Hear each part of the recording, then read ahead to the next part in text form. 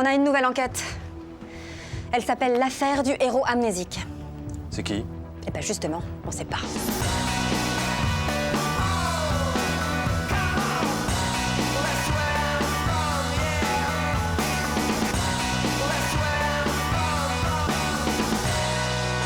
Il n'a pas de nombril.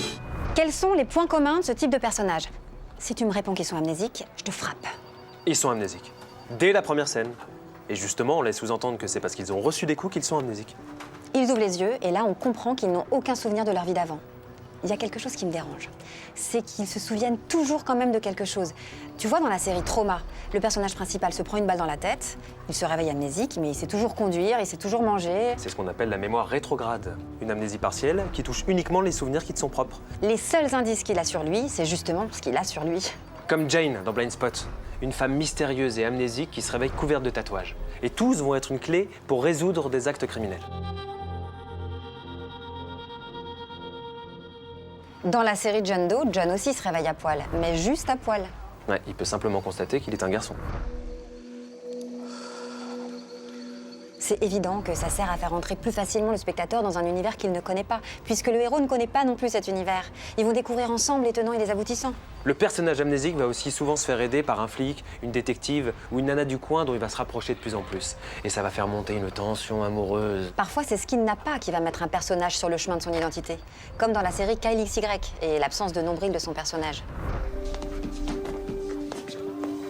Il n'a pas de nombril. J'en ai vu des trucs crades dans ma vie, mais alors ça, ne pas avoir de nombril, c'est pas humain. Mais oui, mais c'est ça le truc de ce cliché. Souvent, le personnage amnésique oublie qu'il a des super pouvoirs. Genre que c'est un super tueur, ou un extraterrestre, ou un robot, ou un extraterrestre robot tueur. Ce qui expliquerait deux choses. De un, le fait qu'il ait des super connaissances ou des super réflexes dans la série. Genre, le héros sait manier les armes comme un professionnel de la gâchette. Comme le héros dans la série 13, qui est amnésique. Ils ont volé mon visage, mes souvenirs, mon histoire. Aucun souvenir de rien? De rien. Et de deux, le fait que tout le monde veut sa peau.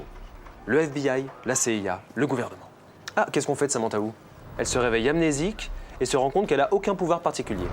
Jusqu'avant de prendre son coup sur la tête, c'était une véritable garce, alors que maintenant c'est une fille super douce et toute gentille. Et tu es vraiment adorable. Qu'est-ce qu'il fabrique? Elle s'excuse. C'est quoi la ruse?